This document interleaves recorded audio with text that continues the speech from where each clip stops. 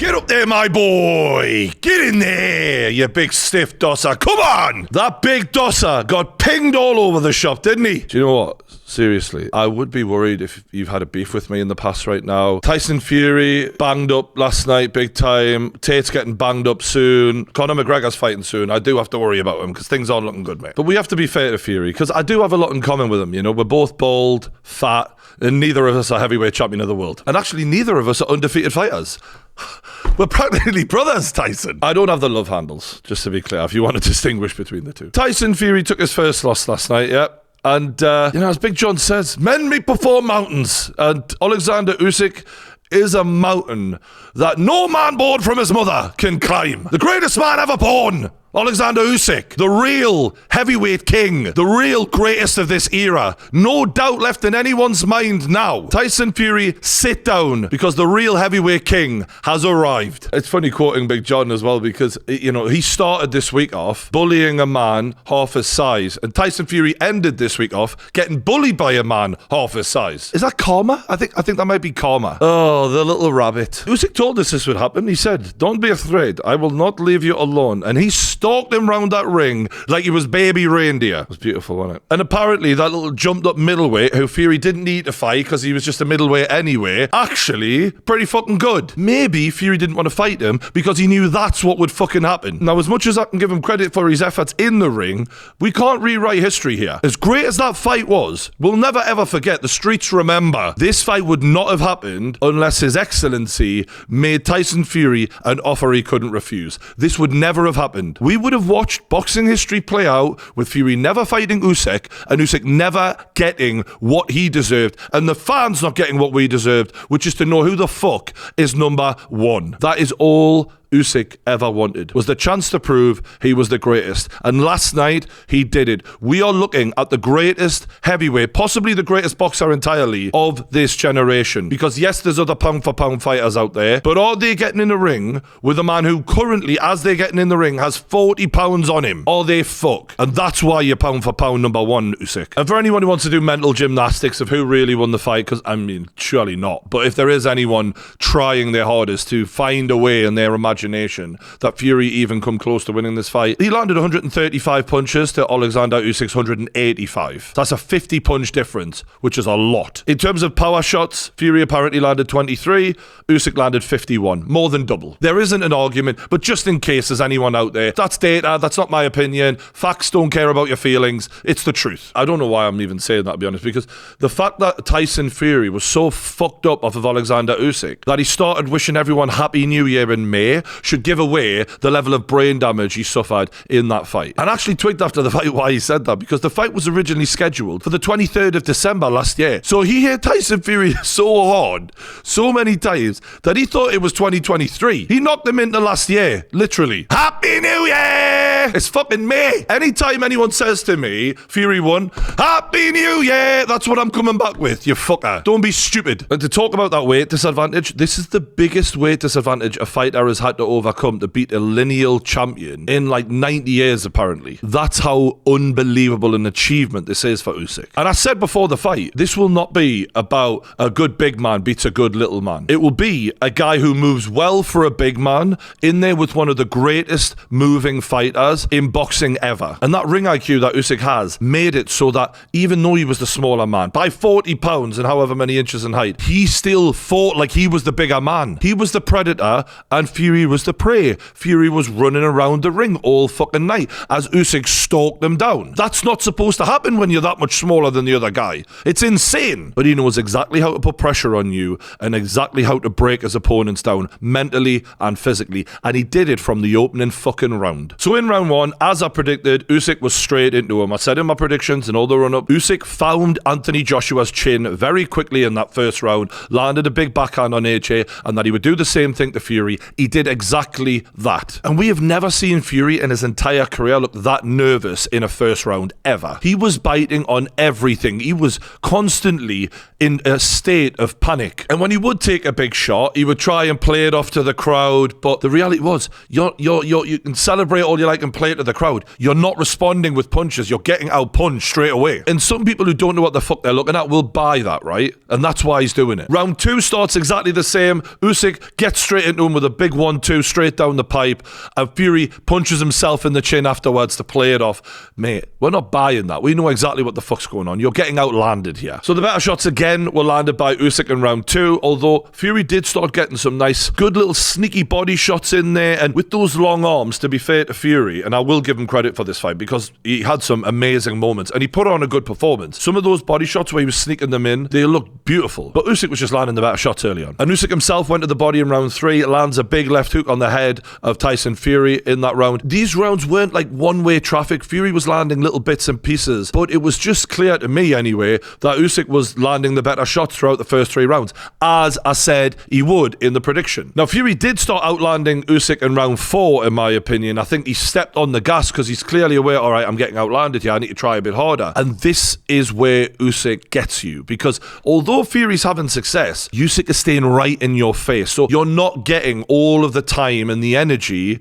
saved back from a lack of pressure from your opponent. If you look at the way Dillian White fought him, for example, Fury could have taken a nap and woke up and come back and fought, right? Usyk stayed right in his face, drained that gas tank, so that even though you might be winning this round, I'm planning your downfall for later in this fucking fight, pal. And you're working hard right now. Just the same way Tony Bellew worked hard. This was very reminiscent of the Tony Bellew fight, in that Bellew, much like Fury, is a very slick, intelligent fighter. Sneaks things in that you don't really see coming. But he made Bellew work really hard, and there was a moment after a good few rounds where Bellew looked like he was coming into the fight, and all of a sudden that gas tank had gone. I feel like he lulled Fury into the same false sense of security and made him work really hard. In round 5, loads of good body shots from Fury. Usyk not really throwing as much, and like I do think Usyk is very tactical and he often will take a round off, but not in a way that's obvious. He still maintains that front foot pressure and where his foot position is to keep you in a state of panic, but he might not be throwing that many shots. He's recovering, but he's not allowing you to recover. So while he may not be landing the better shots and winning the round, he's still working you. In round 6, Fury lands a beautiful uppercut, which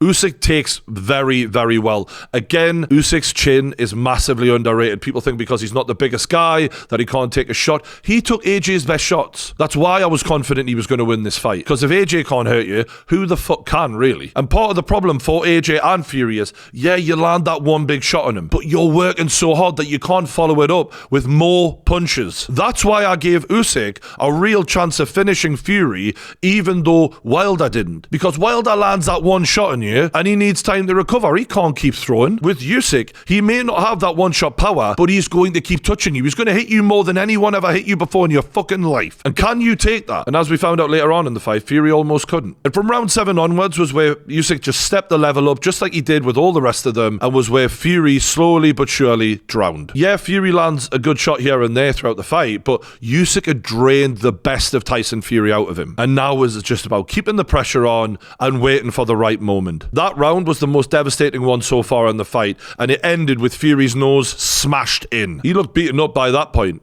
and the worst was yet to come. In round 9, Fury looked more vulnerable than I've ever seen him in a boxing ring before in my life. Before the big shots even came. And you can see he's trying to mount some sort of offense, and he throws a few body shots. They do nothing to Usyk. This notion that Usyk can't take a body shot, by the way, everyone who said he's weak to the body, he can't take a body shot, you are talking absolute shit. And that was proven in this fight, because Fury landed plenty of good body shots. They didn't work, all right? I'm sure they hurt him to some degree, but they didn't do anywhere near the damage that they were supposed to for a guy who's supposedly weak at the body. And right in the middle of some of those body shots, Usyk unleashes hell on Tyson Fury. He was bouncing around them ring ropes like he was a fucking WWE wrestler, mate. Barely standing up. Those ropes kept him up. And just as you think he's gonna go down, bam, bam, another 2 from Usyk. He's fucking like, what the fuck? Fury's head was spinning, and he finally wilts into the corner as Usyk has got that fucking fist cocked back and ready to take the fucking head clean off his shoulders.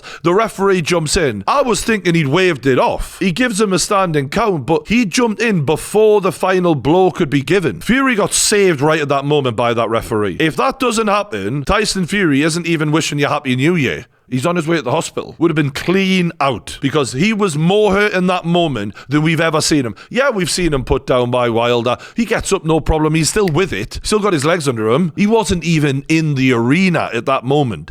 And he's still talking gibberish like 20 minutes later. That's how bad. And it's exactly what I said. Usyk might not be as hard a one-shot puncher as those guys, but the accumulative damage is what could cause a stoppage. And that almost fucking happened. In round 10, Usyk took his time with Fury. I think he was cognizant of, I don't want to blow everything here. I'm in control now. Right? I don't need to do anything stupid. And in between rounds, you had John Fury and Sugar Hill in the corner of Tyson shouting over each other. What a fucking mess that was, by the way. For the last few rounds, Usyk just stayed in complete control of the fight. I gave Usyk 9 rounds to 3 on Fury. The same exact score I gave for AJ1 and AJ2. And roughly the rounds that AJ1 and Fury won were quite similar, ironically, right in the middle of the fight. I could understand someone giving Fury 1 more round than me. At a massive push, maybe 2. So it would have been like 5-7 at its worst for Usyk. But obviously Usyk dropped him big time in that round. So whatever the fuck you look at this, it's got to be a clear Usyk win. Anyone who gives a Fury win for that, I don't know what the fuck you were watching. There was only one man in any danger throughout that entire fight, and his name's Tyson Fury. And this is the thing, that despite the lessons we should have learned from Usyk AJ, people still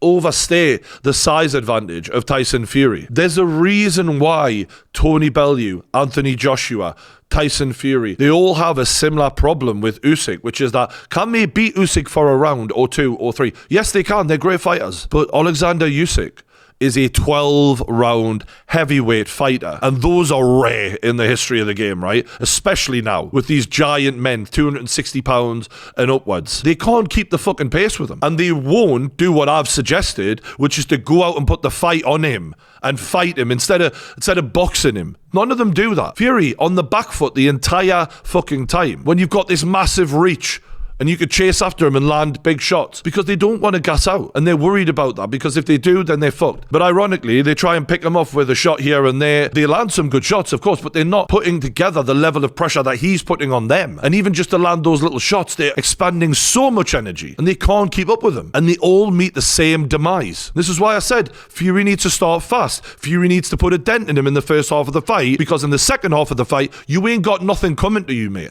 Everything I said was bang on. And in my opinion, from round 7 onwards, Usyk swept the entire thing. And look, I want to give credit to Tyson Fury, as much as I think he's a bit of a prick. The guy can fight, and he's a really high-level fighter. Usyk is just better. But it just shows how talented Fury is for him to have given Usyk these kinds of problems throughout the fight and those nice little body shots. And he did make Usyk miss a fair bit. And you think that performance was really good. It just wasn't good enough. But if you're that good, how can you possibly put in performances like you put in against Francis Ngannou? And he does a disservice to his own talent level. We would all kill to be as talented as Tyson Fury. And he's got all of that. And he just spunks it up the wall because he can't be asked to train properly sometimes. And when that's your mentality and you come in against a hyper-dedicated fighter like Usyk, you can't just get up for the big fights. You've got to maintain that consistency. And that's exactly why Usyk is the champion. And for Fury to even continue after he got smashed so badly in round 9, it's commendable. It's just a shame because after the fight, he's hugging Usyk and showing respect. And I'm like, you know what? I don't even want to really dislike this guy. I don't really give a shit about that back and forth we have. Good on him, right? He's showing a bit of fucking respect. And then afterwards, he gets on the microphone and he goes, well, he's from a war-torn country. People feel sorry for him.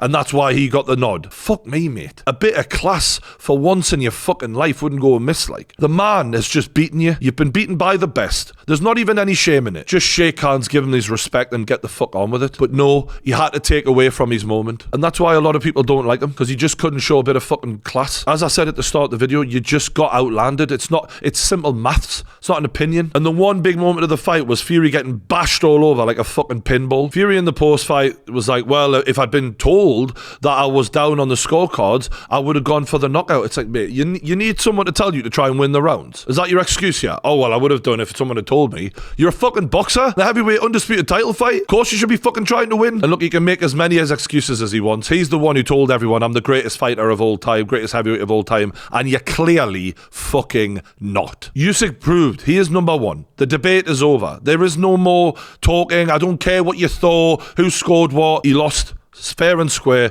plain and simple, and it's a disgrace that one of the judges even had it for Fury, but I wouldn't expect anything less when you're the draw, you're the one who everyone's got all the money invested in because you want to make this AJ fight. Of course that was going to happen. Usyk practically had to murder this man to get a fucking decision over there. And Usyk is the dominant fighter of this generation because why? He uses the exact same tactics on everyone pretty much. He gets after you from the first round, puts the pace up on you, outboxes you, stays in your face. Yeah, you might win a couple of rounds, but from the round 6 onwards, your horse is his and he is ramping the pressure up. He does the same thing to all of them and not one of them have a fucking answer for it. Usyk is the dominant fighter of this era. So what's next for both fighters? For me, I would happily see Usyk retire after that. You don't have to prove anything to me. You're the number one guy. Cruiserweight undisputed, heavyweight undisputed, one of the greatest of all time, hands down. It's not that I wouldn't watch a rematch or be interested. I absolutely would. I just think it would go a similar way. Unless Fury completely changes his tactics and goes far more aggressive, like I've said, but then he's going to risk his gas tank, which I don't see him doing, because if you were going to do that, it was obvious to try and do that in this fight, and you didn't. So I think the result is pretty much the same. I just want to see Fury versus AJ now. The best of the rest. We know who number one is. Now let's find out who the king of the UK is. And I am thirsty for that fight now, because I'm going to give credit to Fury. He showed me a bit more than I thought he had left in there. And on the one hand,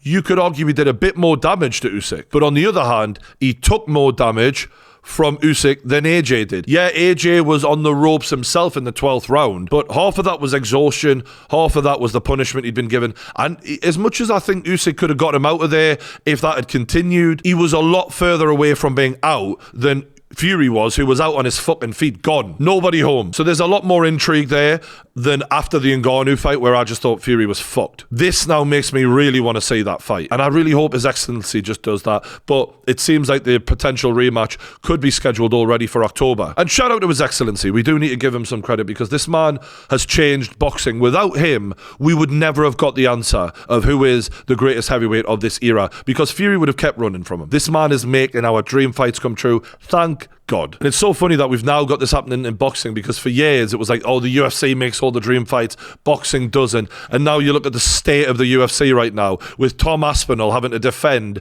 his interim heavyweight title because John Jones hasn't got the fucking balls to get in the cage with him, and is making every excuse under the sun as to why he doesn't have to. Pathetic, to be honest with you. Still calling himself the GOAT when he won't even defend the title that he didn't even win off the actual champion. That's what a mess the UFC is now. And here is boxing setting the example with a great undisputed fight. Dana White, take notes, because your show is a shit show right now. So I'm going to wrap it up there. I'll probably do a couple of more videos on this as we digest this, and the ramifications and everything that keeps happening about this fight keep coming out. Post-fight interviews, I'm going to look at all of that on the channel. If you haven't already, hit the like button, hit the subscribe button, and don't forget, if size mattered, the elephant would be the king of the animals. Oleksandr Usyk said that. I'll see you later.